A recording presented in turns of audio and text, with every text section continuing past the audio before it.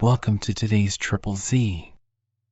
The Triple Z podcast is a daily program that you can use to help you fall asleep each night. Just turn down the volume, lay back, relax, and enjoy as you fall asleep. Little Women is a classic novel written by American author Louisa Alcott. It was originally published in 2 volumes in 1868 and 1869 and has since become one of the most beloved and enduring works of American literature.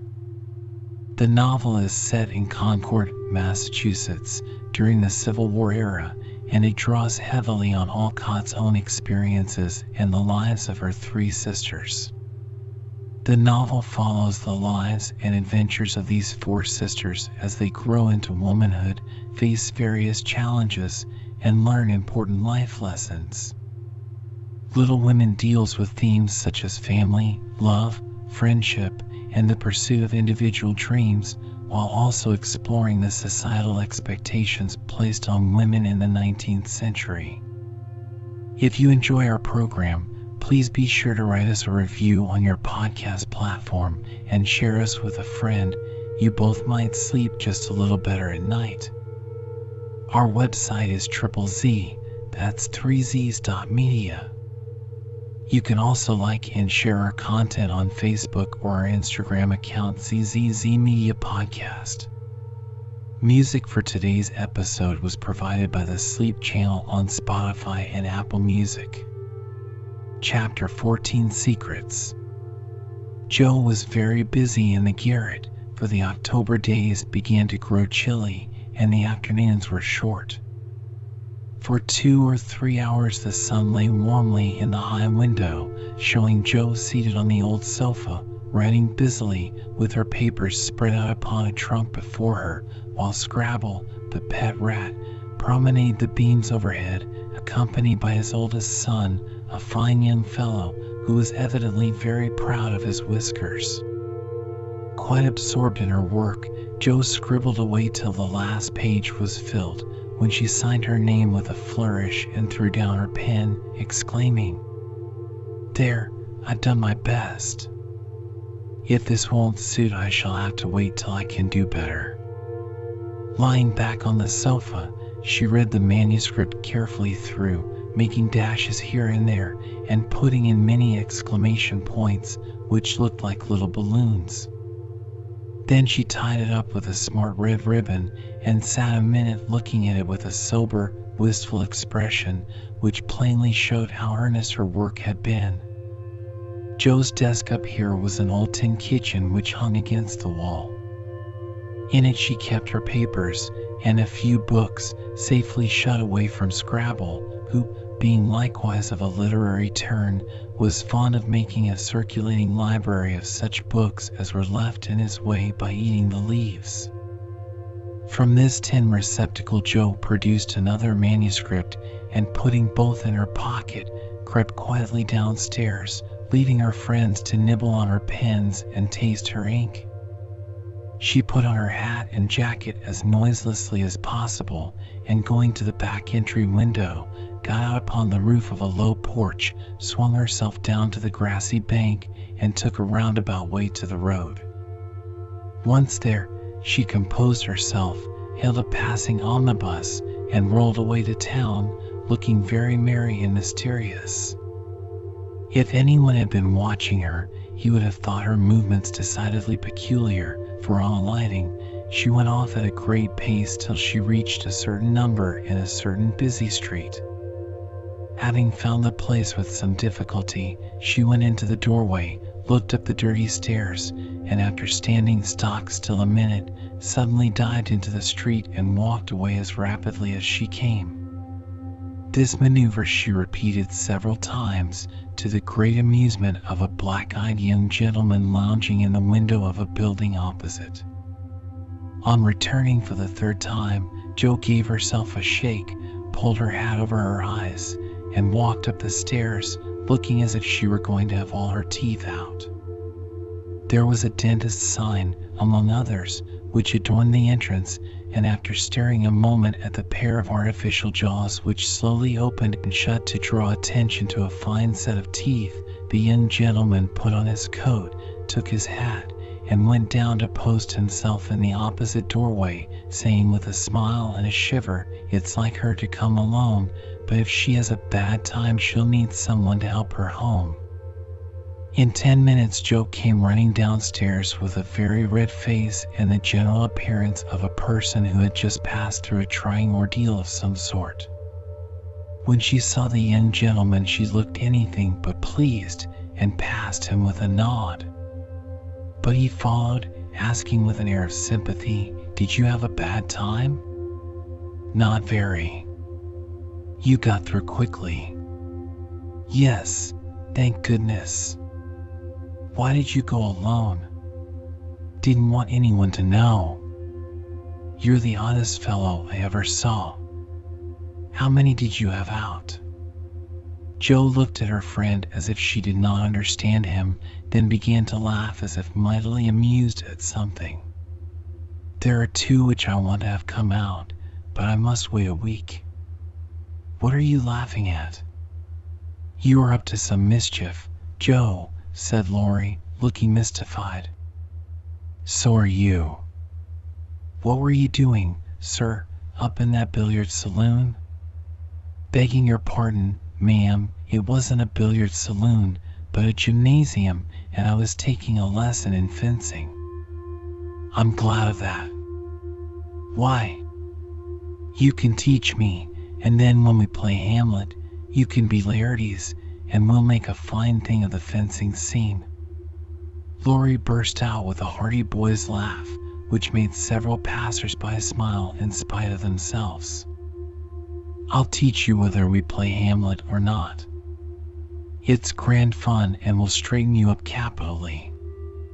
"But I don't believe that was your only reason for saying I'm glad in that decided way, was it now?" "No, I was glad that you were not in the saloon, because I hope you never go to such places." "Do you?" "Not often." "I wish you wouldn't." "It's no harm, Joe." "I have billiards at home, but it's no fun unless you have good players, so, as I'm fond of it, I come sometimes and have a game with Ned Moffat or some of the other fellows." "Oh, dear, I'm so sorry, for you'll get to liking it better and better, and will waste time and money, and grow like those dreadful boys." "I did hope you'd stay respectable and be a satisfaction to your friends," said Joe, shaking her head. "Can't a fellow take a little innocent amusement now and then without losing his respectability?" asked Laurie, looking nettled. "That depends upon how and where he takes it. I don't like Ned and his set, and wish he'd keep out of it. Mother won't let us have him at her house, though he wants to come. And if you grow like him, she won't be willing to have us frolic together as we do now." "Won't she?" asked Laurie anxiously. "No, she can't bear fashionable young men, and she'd shut us all up in bandboxes rather than have us associate with them." "Well, she needn't get out her bandboxes yet." "I'm not a fashionable party and don't mean to be, but I do like harmless larks now and then, don't you?" "Yes, nobody minds them, so lark away, but don't get wild, will you? Or there will be an end of all our good times." "I'll be a double distilled saint." "I can't bear saints." "Just be a simple, honest, respectable boy, and we'll never desert you." "I don't know what I should do if you acted like Mr. King's son. He had plenty of money, but didn't know how to spend it, and got tipsy and gambled, and ran away, and forged his father's name, I believe, and was altogether horrid. You think I'm likely to do the same?" "Much obliged."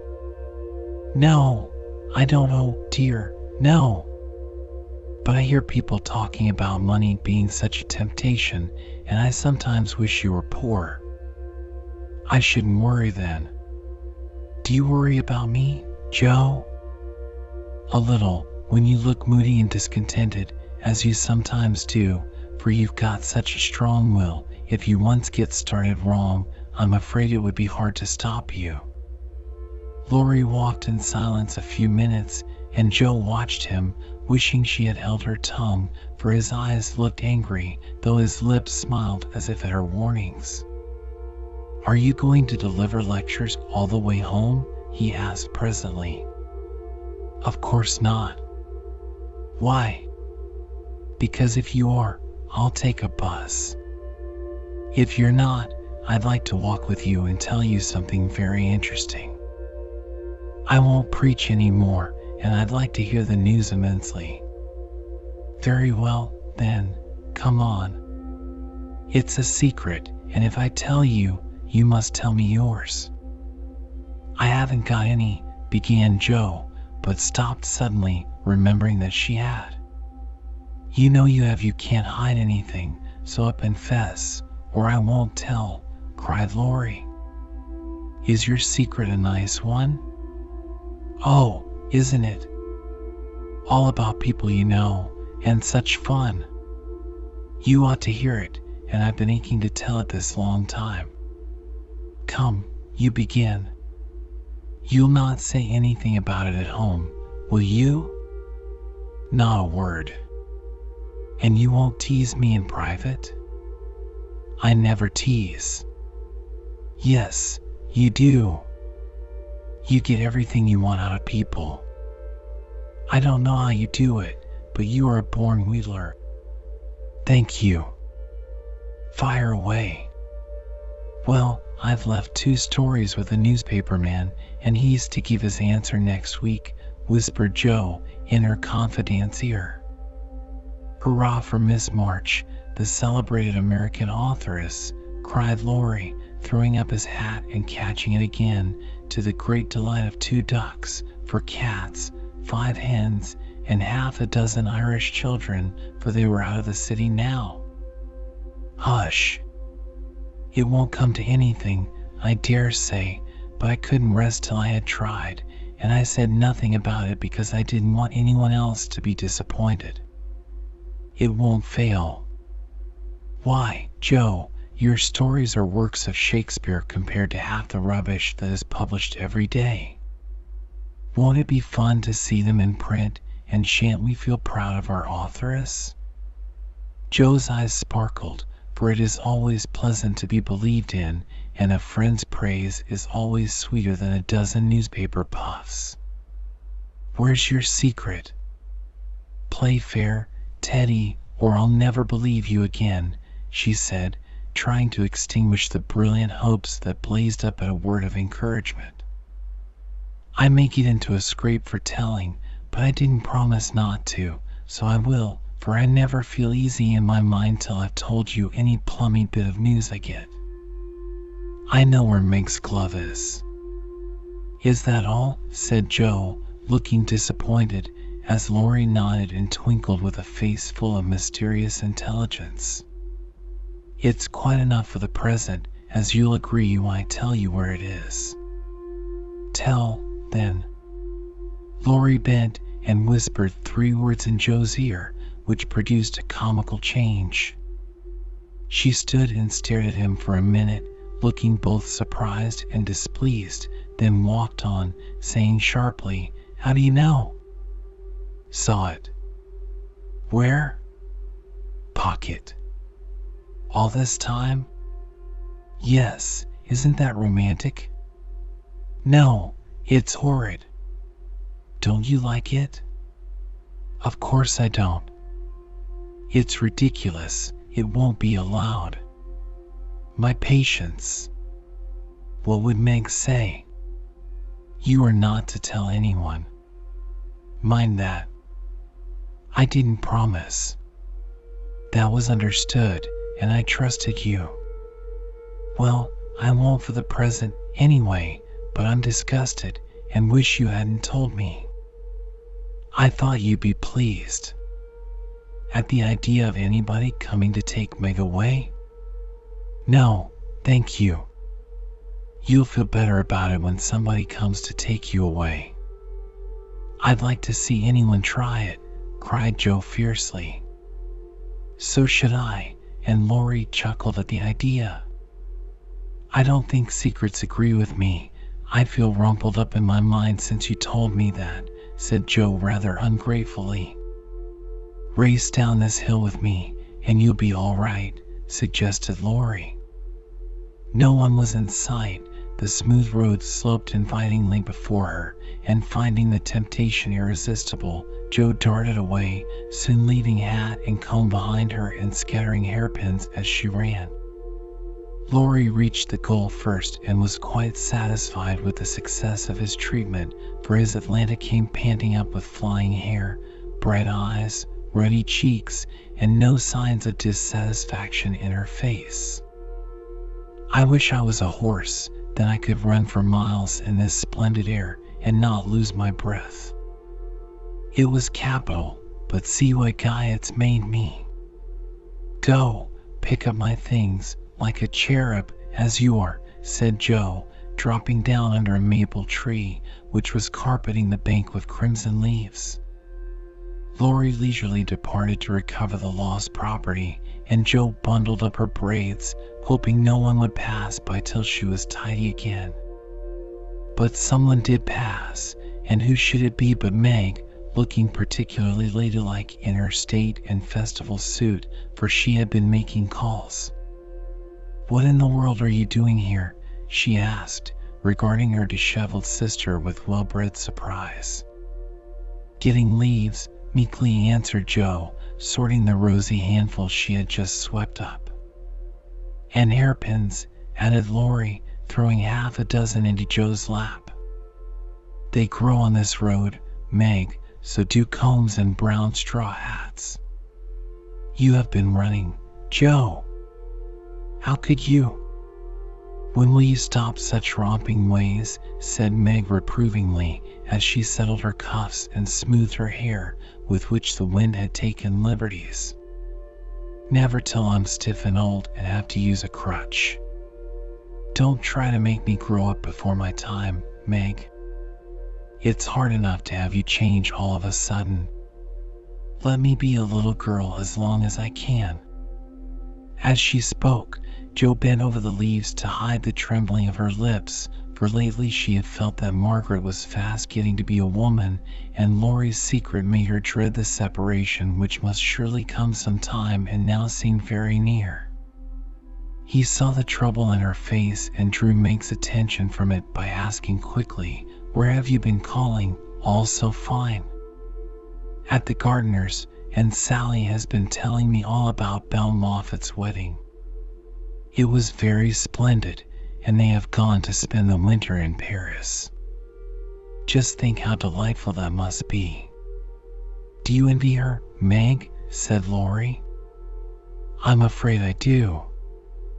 "I'm glad of it," muttered Joe, tying on her hat with a jerk. "Why?" asked Meg, looking surprised.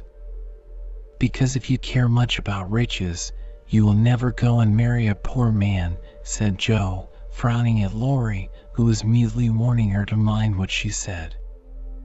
"I shall never go and marry anyone," observed Meg, walking on with great dignity while the others followed, laughing, whispering, skipping stones, and behaving like children, as Meg said to herself, though she might have been tempted to join them if she had not had her best dress on.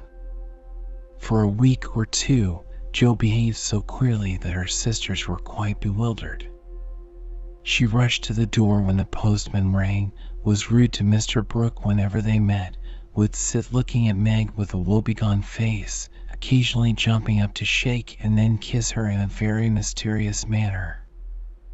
Lori and she were always making signs to one another and talking about spread eagles till the girls declared they had both lost their wits. On the second Saturday after Joe got out of the window, Meg, as she sat sewing at her window, was scandalized by the sight of Lori chasing Joe all over the garden and finally capturing her in Amy's bower. What went on there, Meg could not see, but shrieks of laughter were heard, followed by the murmur of voices and a great flapping of newspapers. "What shall we do with that girl?"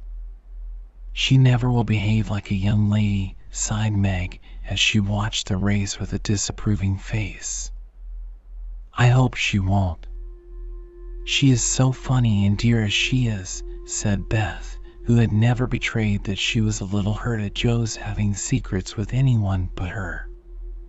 "It's very trying, but we never can make her come LFO," added Amy, who sat making some new frills for herself, with her curls tied up in a very becoming way, two agreeable things that made her feel unusually elegant and ladylike.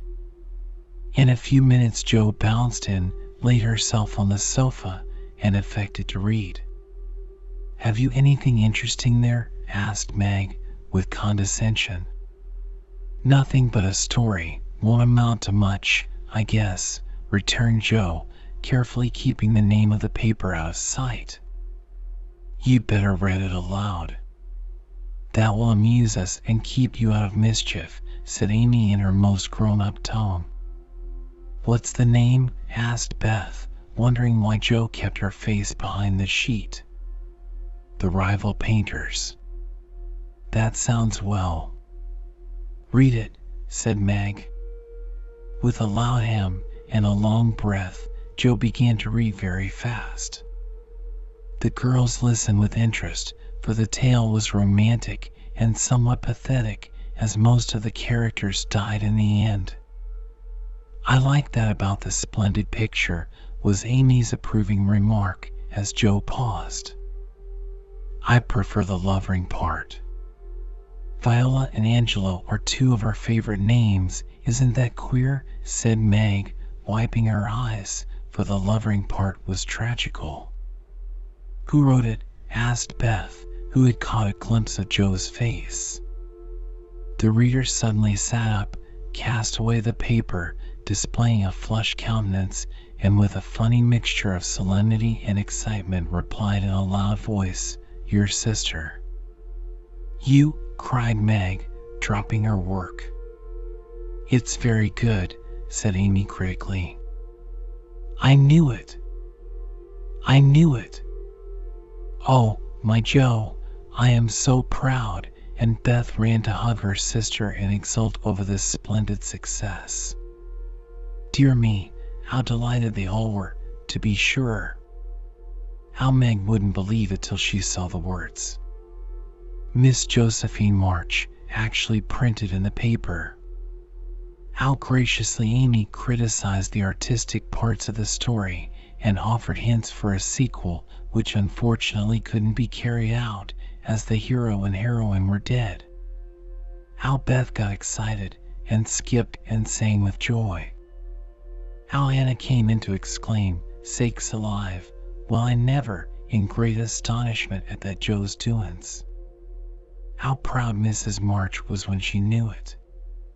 How Joe laughed, with tears in her eyes, as she declared she might as well be a peacock and done with it, and how the spread eagle might be said to flap his wings triumphantly over the house of March as the paper passed from hand to hand.